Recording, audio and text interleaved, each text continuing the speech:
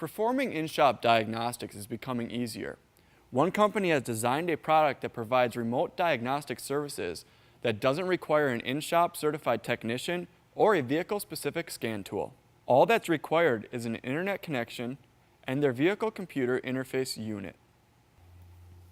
The remote setup works well for the collision industry because problems related to collisions are typically simpler and easier to solve when you have access to all the system's data. To start, we'll fill out the online form on the company's website. It's important to complete all the fields. This helps the remote diagnostic technician understand the vehicle's condition. Then we press the Submit button, which tells the remote technician that you're ready to scan the vehicle.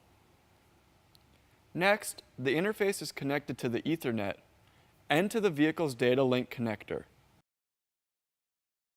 It takes about 10 to 15 minutes before the diagnostic technician begins his work. It's also recommended to connect a battery charger set on low or a battery voltage maintainer to ensure power is not lost during the remote diagnostic service.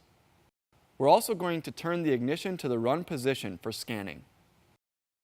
As for communication, the remote tech can communicate to the shop through the messaging window on the device, asking questions that require the shop to answer yes or no.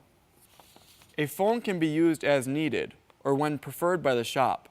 Just make sure to include your phone number in the work request. Now the remote technician will begin his diagnostics on the vehicle. What I'm going to do now is do a full vehicle scan so I can get an idea of what kind of codes we're dealing with. Okay. Now there's 13 possible computers that may be available in this model.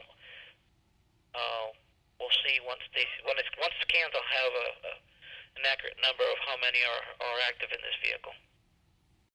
We have 11 modules total that are in this vehicle.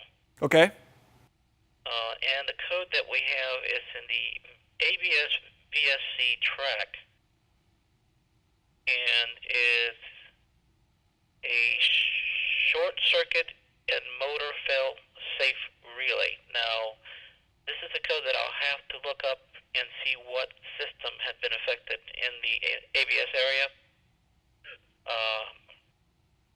But that's the code that came up, is C1361 short circuit and motor fail safe relay. What I can do is try and see if it'll clear, and then if it does come back, then we'll know that we definitely have an issue, and I'll have to see what system in the ABS has been affected by this. Okay. All right, I'm going to hit clear now. Okay, I'm running this second health scan.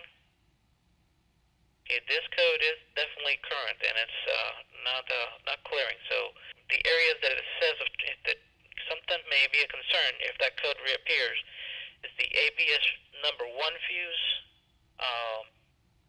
the ABS motor failsafe relay circuit, or they also mention the brake actuator assembly. When the scan is complete, the remote technician sends a completed notice on the interface unit. An email is sent to the shop with a report like this, highlighting all of the codes that have been retrieved during the scan. This is useful for documentation purposes.